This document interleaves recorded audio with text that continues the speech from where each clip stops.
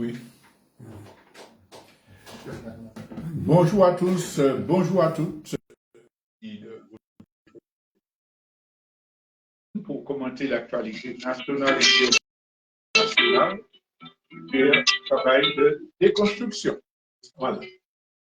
Aujourd'hui, le thème que nous allons aborder est global, puisqu'il concerne les annonces faites par l'Union européenne et par le président français Macron concernant la guerre mondiale qui s'est déjà enclenchée, nous l'avons expliqué plusieurs fois, et les répercussions seront très importantes, tant pour le monde que pour nous. Donc, il faut que nous prenions quand même le temps pour en discuter. D'abord, l'ensemble des pays européens occidentaux essaient de constituer un bloc pour pouvoir participer à la guerre dans leur intérêt. Dans ce bloc-là, de l'Europe, il y a des gens qui ne sont pas d'accord entre eux, puisque nous avons des gens comme Orban qui dit non, pas question, je ne veux pas avoir de problème avec la Russie. L'Allemagne qui dit oui, mais j'ai quand même des intérêts avec les États-Unis. Il y a des contradictions d'intérêts. Mais il n'empêche que l'Europe, en tant que puissance impérialiste occidentale, a bien compris ce qui se passe.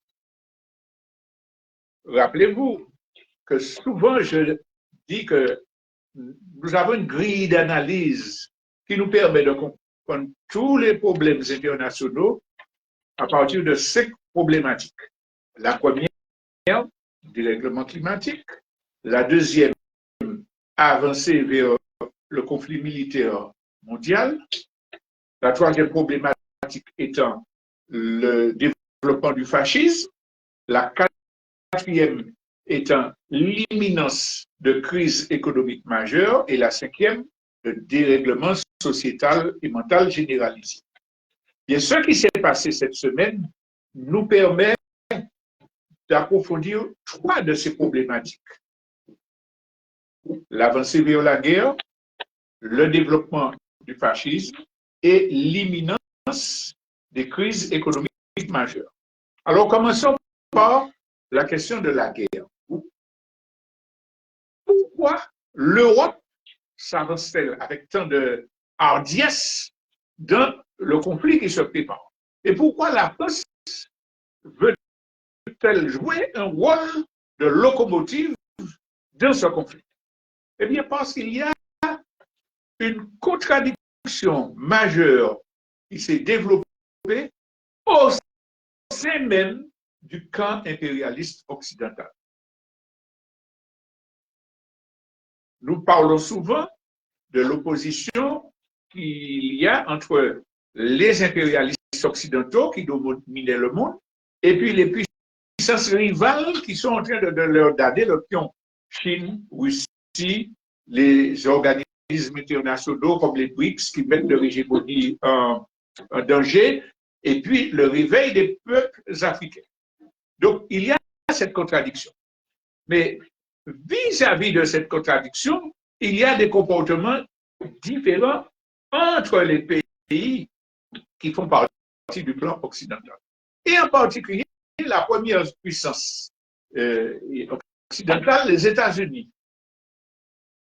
Les États-Unis disent, bon, nous sommes dans la loi de la jungle, pour pouvoir attaquer la Chine, j'ai besoin d'être encore plus puissant et de me débarrasser de ceux qui traînent, qui ne sont pas assez efficaces. Au contraire, je vais profiter pour m'accaparer des richesses, du potentiel des autres pays occidentaux non états-uniens pour gonfler ma puissance et être encore plus fort pour affronter la Chine. D'où, et nous l'avions écrit, je vous renvoie à un article que nous avons fait avant l'élection de Trump pour expliquer la guerre mondiale. J'y camboute que vous pouvez retrouver sur le site www.jcampoutv.com où nous expliquions que les États-Unis, aujourd'hui, n'ont pas d'état d'âme et quand ils font semblant d'attaquer l'OTAN, etc., c'est pour obliger les autres pays occidentaux européens, notamment l'Union européenne, à prendre en charge des dépenses militaires que jusqu'à présent les États-Unis couvraient. Débrouillez-vous, oui, pour dépasser les 3%, et on ne va pas payer pour vous défendre. Donc, il veut pousser les Européens à s'armer. Ça ne veut pas dire qu'il, Trump et les États-Unis, que ces gens-là ne seront pas capables de se fédérer étroitement avec l'Union européenne, les armées européennes, quand il s'agira d'attaquer leur ennemi principal, la Chine. Là aussi, nous l'avons déjà expliqué, et dans une position ambiguë, parce que les États-Unis se sont rendus compte que le plan qui consistait, avec leurs alliés occidentaux, à écraser la Russie pour pouvoir attaquer la Chine, ça n'a pas marché. Donc, il faut composer avec la Russie. Quand ils disent Trump a trahi l'Ukraine, etc., non, ce n'est pas des histoires de trahison, etc. C'est la lutte entre des gens qui ont des intérêts différents dès le départ. Donc, les États-Unis ont dit, tant qu'à faire, vaut mieux que je modère mon attitude vis-à-vis de la Russie, qui dispose de l'arme nucléaire, mais qui dispose de ressources, qui a un grand territoire. Comme mes complices occidentaux ne sont pas arrivés à la déstabiliser, j'écrase mes complices et je temporise avec la Russie. Donc, ce sont des contradictions inter-impérialistes au sein même du clan occidental qui expliquent la position de Trump. N'empêche que les pays européens ne sont plus dupes. Jusqu'à présent, ils disaient, ouais, nos alliés, on pourrait, coquins, capitalistes, mais ils se rendent compte, puisqu'ils ont des analystes, ils ont des services secrets, ils ont des penseurs, ils se rendent compte du jeu des États-Unis que je viens de décrire. Donc, il faut absolument se structurer militairement pour être en mesure de défendre leur part de beefsteak. Donc, 800 milliards pour l'ensemble de l'Europe, et puis il faut trouver le maximum de milliards en France.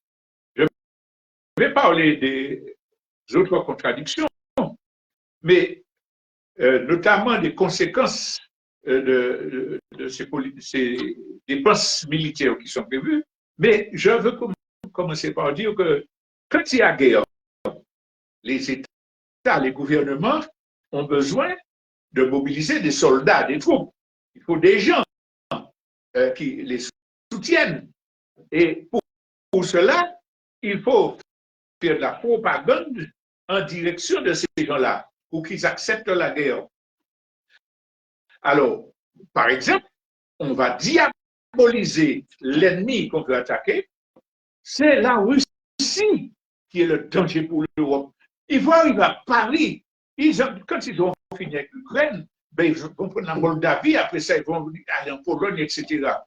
Si nous avons un peu d'intelligence et de mémoire, nous disons, mais comment, que les Américains se sont écartés et puis collaborent plus ou moins avec la Russie, on commence à nous dire que c'est la Russie, c'est une puissance qui menace Paris, qui menace la Pologne.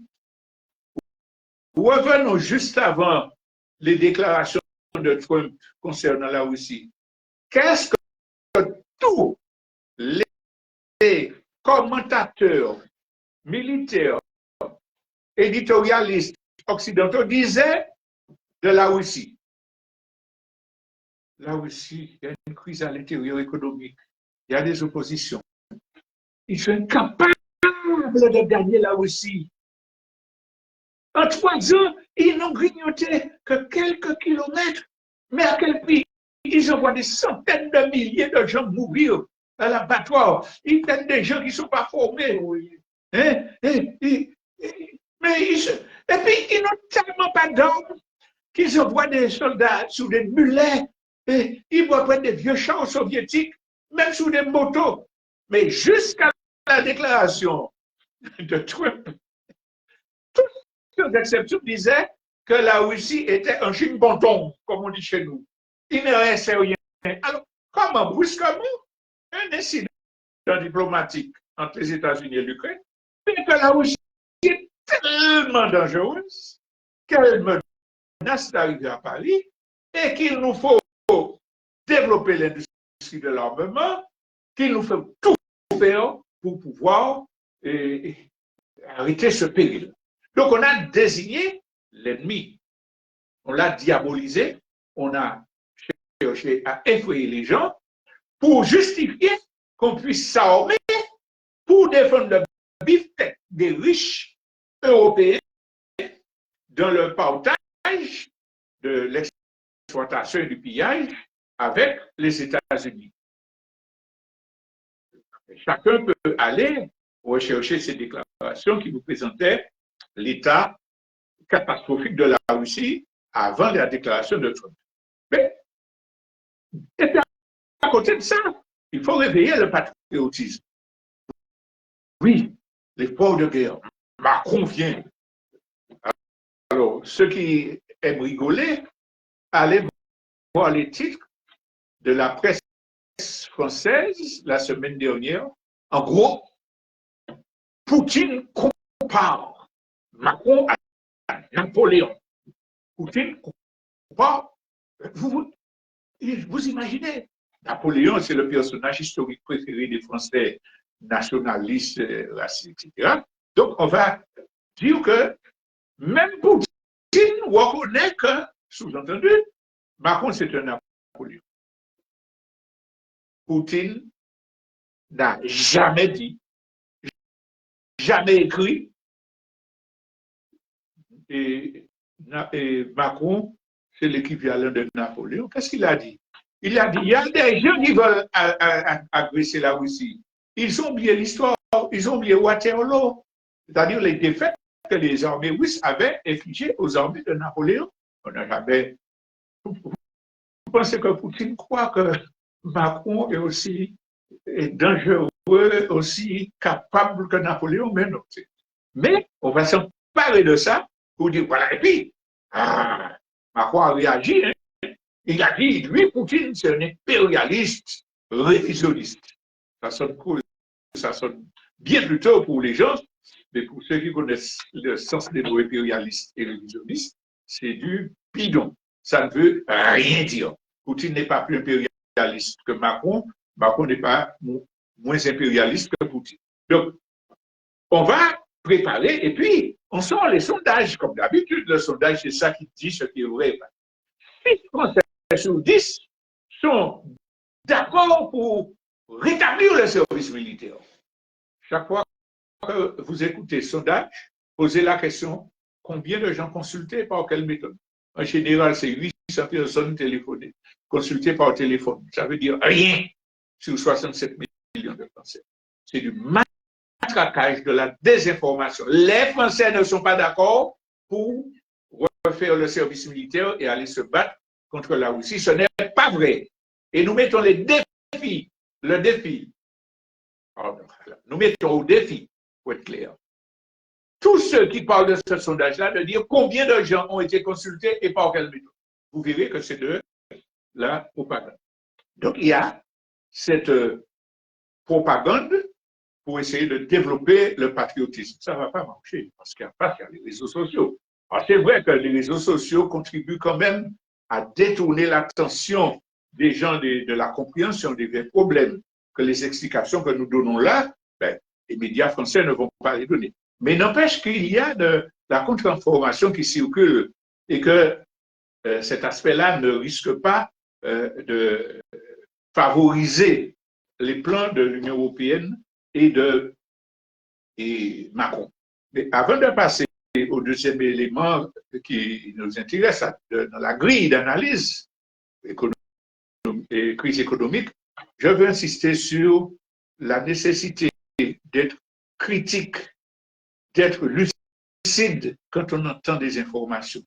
Mettons notre intelligence, notre humanisme dans la balance pour dire, mais comment il y a un tel matraquage sur la Russie et que les mêmes personnes qui développent cela continuent à financer et à armer l'armée d'occupation israélienne. Comment ces gens-là soutiennent les terroristes qui en Syrie sont au pouvoir en disant qu'ils ont renversé un dictateur pendant qu'ils assassinent 500 personnes dans une région en disant que c'est la région alaouite originaire dont est originaire Assad. Donc, c'est absolument une preuve qu'il y a manipulation d'informations, hein, parce que les gens ne sont pas informés des véritables dessous de cette guerre-là. Alors, puisque nous avons parlé de l'aspect gris qui concerne la guerre, l'avancée vers la guerre, pour nous permettre de comprendre ce qui se passe, nous allons faire une petite pause musicale avant de parler de la crise économique et sociale.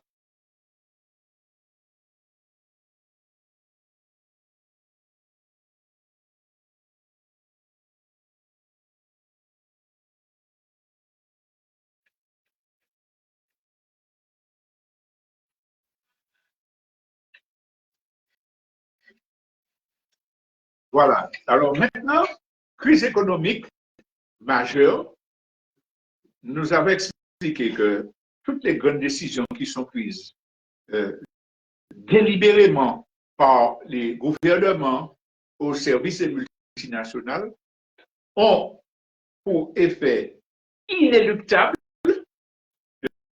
de développer des crises économiques majeures. Ça veut dire hausse des prix, pénurie de médicaments, en fait, tout ce qui peut empêcher aux gens de vivre normalement à cause de la crise économique et avec évidemment les conséquences sociales.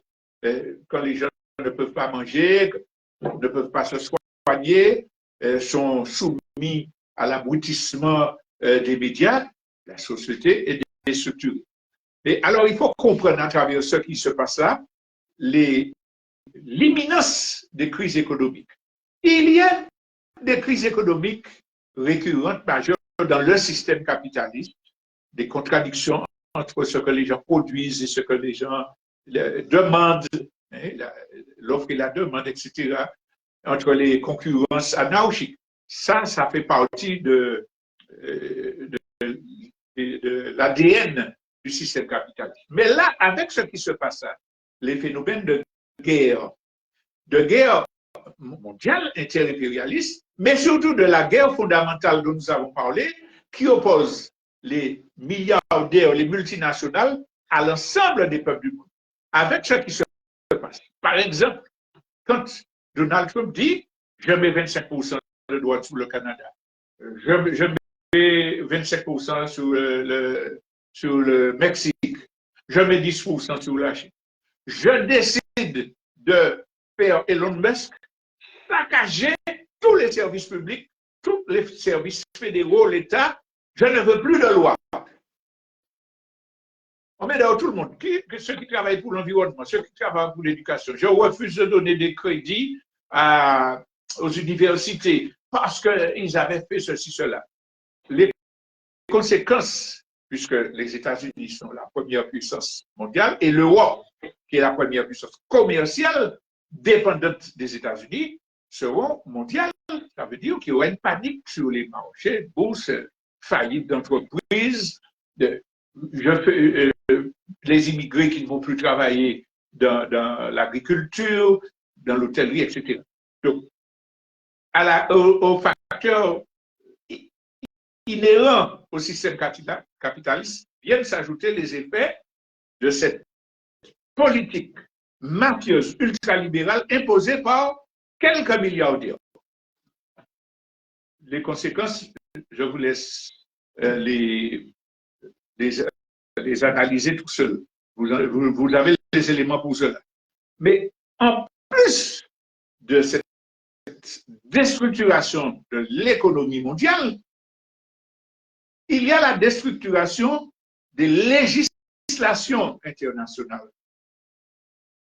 Quand des États disent, comme, et là, ce n'est pas Trump seulement, c'est tous les dirigeants occidentaux impérialistes. Quand les Européens disent, nous allons saisir les avoirs des Russes dans les banques, dans les institutions européennes, nous allons prendre cet argent-là pour acheter des armes pour donner à l'Ukraine. C'est du banditisme. Ça veut dire que les fondements même de la société capitaliste libérale sont sabotés.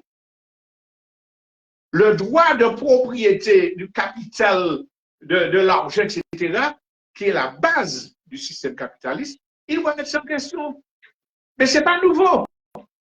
Quand la Grande-Bretagne, avec l'accord de la France, volait les stocks d'or du Venezuela et les mettait à disposition de bandits liés aux narcotrafiquants colombiens pour dire, bon, je n'accepte pas les résultats des élections du Venezuela, donc je vais donner à Garrido la gestion de l'or de la Banque du Venezuela. C'est du banditisme mafieux. Mais ce n'est pas le seul élément. Quand Israël, appuyé par les États-Unis et l'Union européenne, dit « Je ne laisse pas l'aide alimentaire rentrer à Gaza », et puis les autres ne disent rien, ils ne prennent pas les avoirs d'Israël, c'est du gangstérisme de la mafia internationale. Donc, on a les décisions économiques ultralibérales des milliardaires qui viennent s'ajouter au sabotage du droit international avec, pour résultat, des crises qui ne sont pas simplement des crises conjoncturelles, ce serait une destruction de tout. Mais c'est ce qu'ils cherchent justement. Parce que quand il n'y a plus d'État, quand il n'y a plus de fonctionnaires pour surveiller, quand il n'y a plus de loi, etc., Trump et de l'autre, Milley et tous ces comparses, eh bien, ces gens-là pourront faire ce qu'ils veulent. Ils vont prendre des terrains de Gaza pour faire des hôtels touristiques, des lupanars. Ils vont faire ce qu'ils veulent. Mais partout, y compris chez nous. Donc, une crise économique qui ne sera pas simplement conjoncturelle, mais une barbarie systématisée. Ce n'est pas peut-être. Hein. S'il n'y a pas une réaction révolutionnaire, c'est obligatoirement comme ça que ça va se passer. Quand les voyous de l'Union européenne disent nous allons prendre 800 milliards d'euros pour muscler la défense, c'est pour faire les entreprises d'armement fonctionner, donc les milliardaires qui contrôlent l'industrie d'armement s'enrichir davantage, et puis se donner les moyens d'attaquer les rivaux pour pouvoir gagner leur part de beefsteak. Mais ils se moquent totalement. Mais où vont-ils prendre ces 800 milliards-là? Dans les poches des collectivités, des associations, des contribuables, des retraités. Liaison avec la propagande militaire, comme par hasard, on ne parle plus de budget. Comme par hasard, on ne parle plus de contribution que les retraités aisés doivent donner. Comme par hasard, on ne parle plus de 49.3 qui impose des politiques qui ont été rejetées par les urnes. Notre patriotisme doit dire, bon, notre vie est en danger, notre pays est en danger, donc il faut prendre tout l'argent. Mais où va-t-on prendre l'argent? On parle de prendre l'épargne des Français pour participer à l'effort de guerre. Qui l'intérêt français bien ça? C'est un détournement des finances publiques. C'est un vol systématique des couches populaires. C'est une remise en cause de tous les acquis sociaux qui avaient été obtenus de lutte, du sang, des révoltes pendant des siècles. C'est de ça qu'il s'agit. Personne n'a intérêt à cela. Mais comme ils savent bien que les gens n'accepteront pas de se laisser couper la tête sans réagir, c'est pour cela que partout se développe le troisième élément dont j'ai parlé, le fascisme. Partout. C'est pour ça qu'on voit Elon Musk donner de l'argent, des millions aux partis fascistes européens. C'est pour ça qu'on voit Trump poser à côté de Milei avec la tronçonneuse qui dit couper tout le public. C'est pour ça que Rotarieux et Darmanin sont nommés au gouvernement par Macron via Pérou pour développer la fascisation. Alors, la fascisation, c'est quoi? C'est essentiellement désigner des boucs émissaires pour tourner la rage, les contestations de tous ceux qui souffrent contre ces personnes-là. C'est ces personnes-là qui sont responsables de la misère, de la criminalité, de tout, etc. Donc, on va détourner la colère. Et pour pouvoir évacuer ces dangers-là, donnez-nous les moyens d'écraser les libertés individuelles et collectives. C'est ça le fascisme. Alors, et puis en même temps, on va glisser Marine Le Pen en passant, ou quelqu'un qui a les mêmes idées qu'elle. Ou prendre ces idées et les appliquer parce que les gens les ont acceptées. Alors, c'est ce qui se passe avec le fascisme, et on va désigner qui? Les musulmans. L'islamophobie, c'est la règle générale. Terroriste égale islamiste. Que les Israéliens, les Juifs massacrent 40 000 bébés, femmes et enfants, ce n'est pas des terroristes. Ce n'est pas des juivistes. Pourquoi pas juivistes? Il faut qu'ils se défendent. Non, on va dire que c'est les islamistes. Mais qui sont ces islamistes? D'où viennent-ils? Vous verrez, dans tous les cas, que ce soit en Afghanistan avec les talibans, que ce soit les terroristes qui sont en Afrique, les services secrets occidentaux sont à la base de la création des groupes terroristes. Alors là, ils vont financer des musulmans, ils vont instrumentaliser des musulmans. Et puis après, ils vont dire c'est les islamistes, l'islam, c'est la religion des Arabes, etc. Ah, voilà, vous avez votre première cible. C'est à cause d'eux qu'on n'est pas sûr. Et puis il y a les immigrés, ils viennent faire votre travail. Ils viennent violer nos femmes. Et puis, en plus, ils mangent des singes. En plus, ils mangent des chiens. Dixit Trump. Donc, on va désigner, et y compris dans les peuples colonisés comme le nôtre, on va trouver des gens pour dire que c'est immigré, c'est haïtien qui. Y compris à Mayotte, on va trouver des Comoriens de Mayotte qui disent que c'est les autres Comoriens des autres îles qui font qu'ils sont dans la misère. Donc, on désigne les islamistes, les immigrés, les jeunes des banlieues, quoi pas les jeunes de oui, c'est eux, hein, les parents ne savent pas les éduquer. Donc, tout ça, il faut serrer la vis.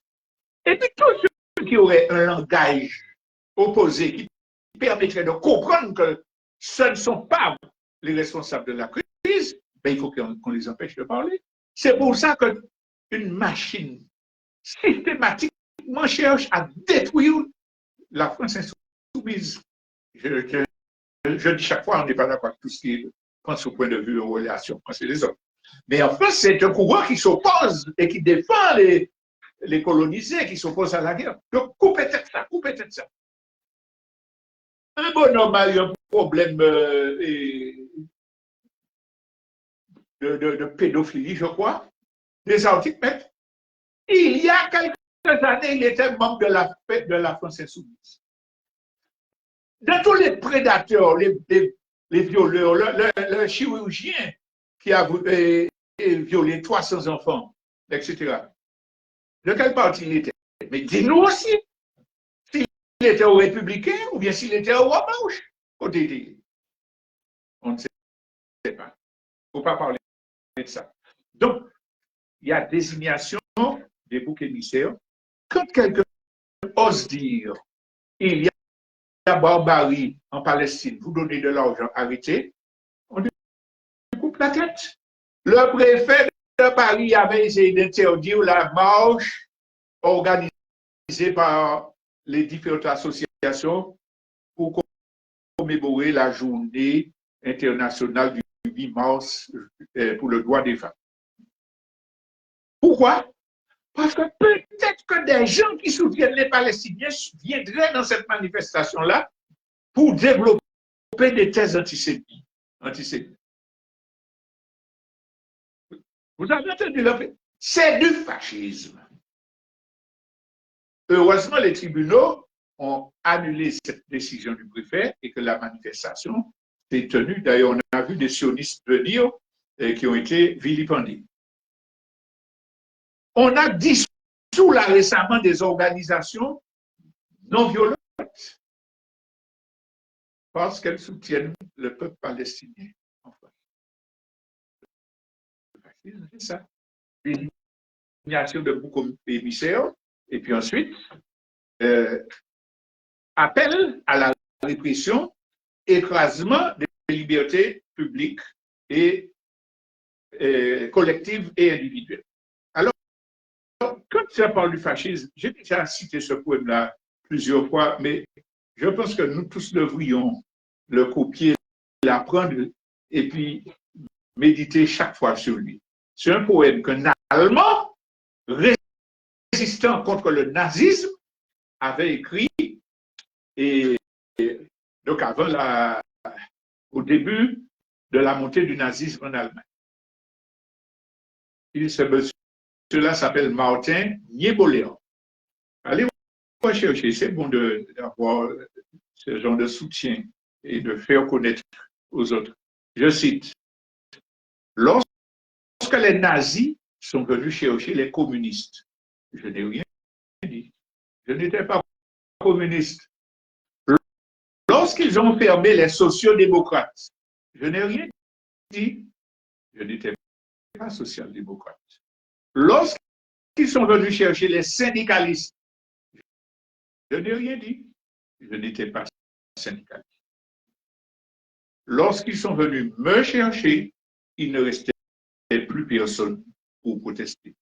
Ça veut dire que tous ceux qui ferment leur bouche, leurs yeux, qui bouchent leurs oreilles, pour ne pas s'engager dans la lutte contre le fascisme, pour ne pas dénoncer la guerre qui est en train de se préparer, les massacres liés à l'ultralibéralisme, on viendra les chercher après. Et il n'y aurait personne pour protester s'il n'y avait pas des résistants, s'il n'y avait pas des gens qui se battaient contre le fascisme. Alors, ça veut dire quoi? Ça veut dire que là, nous devons voir tout ce panorama mondial que nous avons décrit avec un esprit internationaliste, mais en même temps, penser aux enjeux que cela représente pour notre pays.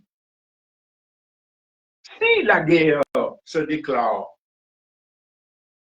au niveau français, si la France choisit d'envoyer des troupes en Ukraine ou ailleurs, ou en Afrique, vers qui va-t-elle se retourner? Pas vers la population française qui ne fait pas beaucoup d'enfants, ou bien qui se sentent plus concernés parce qu'ils ont en mémoire ce qui s'est fait sur leur territoire pendant la Deuxième Guerre mondiale.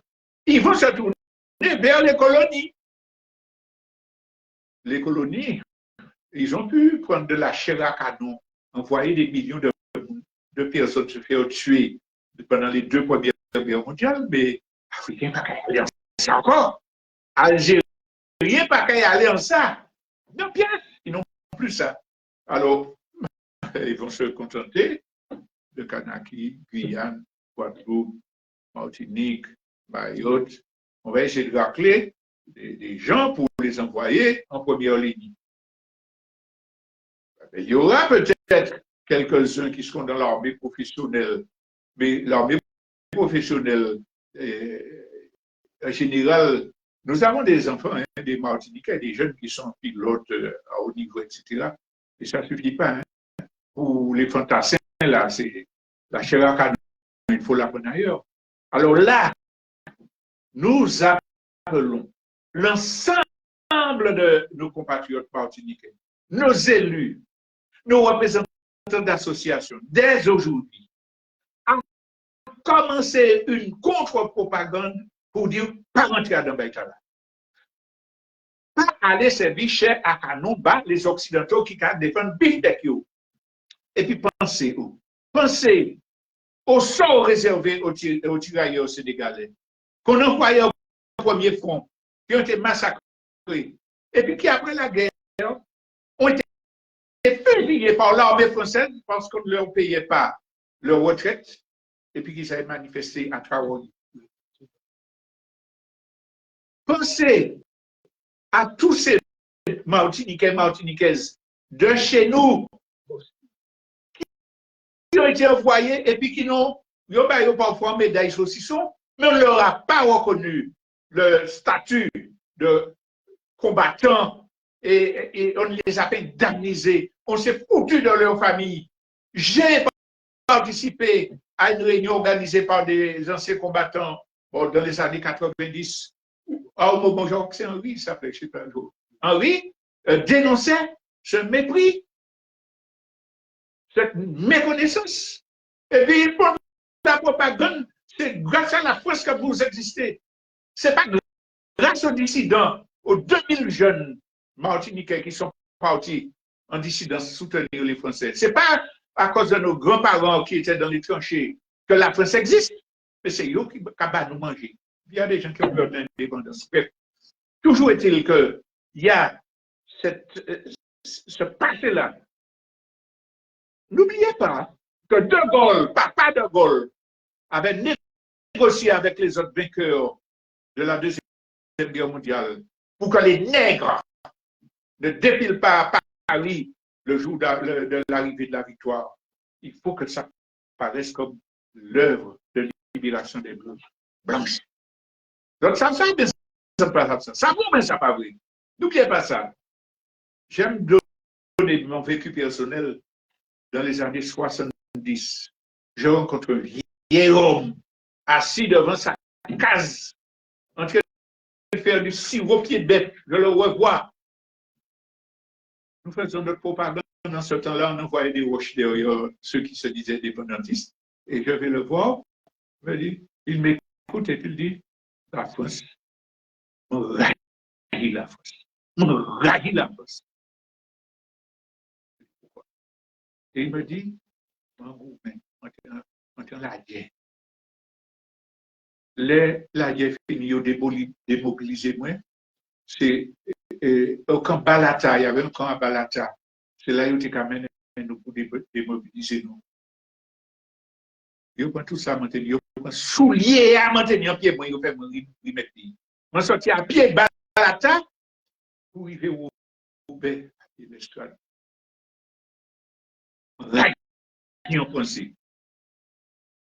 Comme je suis un internationaliste, je lui dis, c'est pas tout français. L'État français, l'impérialisme français n'a pas répondu, j'ai pas compris le débat, mais j'ai essayé de dire, mais intérieurement, ça a conforté ce que je pensais de l'impérialisme français. Par la suite, j'ai appris qu'il y a beaucoup de gens qui ont eu la même histoire. Il y a quelqu'un, Balata, qui arrive à Makouba à pied. C'est Carambois qui était capable tout. Alors, jeune Martiniquais, vous avez vos diplômes, vous avez votre expérience, vous avez vos parents, vous voyez que ces Français du supérieur de l'État et la caste ont empoisonné notre peuple, refusent de soigner les cancers, nous laissent mourir sans indemnisation, vont chercher une société pour nous tromper. Je parle de plutôt-victime, en toute connaissance de cause. Et on croit qu'on va nous indemniser avec des cacahuètes, et puis nous allons goumer pour l'armée française. Aujourd'hui, il nous faut comprendre la préparation de nous dépocher de cet ensemble. Il nous faut comprendre que le moment est venu pour nous dépocher parce que la France va couler. C'est vrai qu'ils ont l'arme nucléaire. C'est vrai qu'ils ont une armée opérationnelle qui peut projeter. Mais ils ont tout petit, en face de la Russie et des États-Unis et de la Chine. Et ils vont continuer à couler. Alors, quand même, il faut qu'on réfléchisse à un certain moment pour dire, bon, quel est notre intérêt en tant que peuple? Parce que nous ne devons pas servir de chair à canon. Nous serons le refuge des Français qui prennent du plomb là avec le génocide par substitution et peut-être qu'il y en a certains qui écoutent. Mais faisons savoir aux expatriés qui sont en Martinique, pas comprendre nous accepter que nous venons cracher en l'air, nous prendre place. Si nous avons venu dans le respect du peuple martiniquais, notre cas travail, nous avons mis des intérêts, notre marié, il n'y a aucun problème. Nous, c'est peut-être le peuple le plus accueillant du monde. Pas de problème. Mais si je comprends, notre cas est venu, parce que je prends une affiche à dans le métro Paris qui a dit, venez-vous, je vais vous envoyer aux Antilles. Je ne sais pas si vous avez reçu copie de la lettre de Nestor Azero qui reçoit un document d'une entreprise qui dit, en France, venez, nous avons des postes pour un tel, venez au travail, il y a du soleil toute l'année, etc. Et Nestor Azero a écrit au responsable d'entreprise, la personne qui a écrit ça, est-ce qu'elle parle dans votre nom? Qu'est-ce que vous cherchez là, Louis? Il me semble que je l'ai envoyé à... Bon, bref, toujours est-il que si ces expatriés-là viennent dans cet esprit, vous dites de ne pas griller de poisson parce que l'odeur les gêne, et puis Jean Dargavini dit, vous ne pas griller poisson. Si ces gens, ce qu'ils peuvent faire. Parce que le peuple martiniquais est accueillant, humain, anti-raciste, mais il ne va pas laisser monter dans le pays.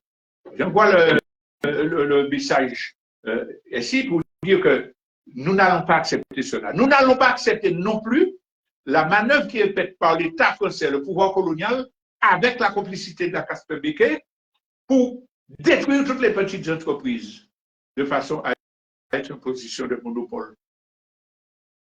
Nous appelons les Martiniquais à faire des passerelles en bas, résistance économique, résistance culturelle, unité dans le respect mutuel, pour qu'on soit, dans toute guerre, c'est cela, en rapport de force favorable quand les Français espéreront nous chasser de notre pays.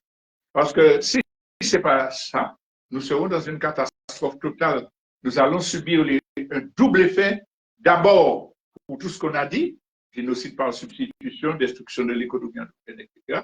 Et puis la crise économique mondiale, puisque nous vivons de 80% de produits importés. En temps Robert, c'est du blocus sous-marin allemand, mais nous n'avons qu'à travailler, nous avons du jardin, nous n'avons qu'à débrouiller koyo. C'est pas ça. Ils ont bloqué nous en cité, et puis, celle jardin, c'est supermarché, à des prix que nous ne pouvons pas acheter. Donc, double peine de la crise mondiale. Il nous faut comprendre qu'il faut lutter contre le système impérialiste capitaliste, qu'il nous faut lutter pour la souveraineté nationale, pour casser compte pour l'indépendance, et nous y préparer, parce qu'on ne peut pas faire rien sous pas de fondation, et ça a demandé que nous organiser comme nous. Alors, je conclurai en disant, ceux qui ont compris ce message-là, organiser comme, former comme, chaque monde en sens, si vous allez, et puis écologiste, et puis tout ça, on est organisé comme les bases là pour nous lutter. Et puis, si vous êtes d'accord, et puis, analyse là, nous pouvons faire. Si vous comprenez que faut que nous former comme nous, idéologiquement, politiquement, structurer comme nous pour faire maillage là à la base. Nous avons invité les autres à rejoindre des comités populaires, Donc, ça, ne peut pas dire radio, nous que dire dans sécurité. Merci de votre attention et nous nous retrouvons la semaine prochaine.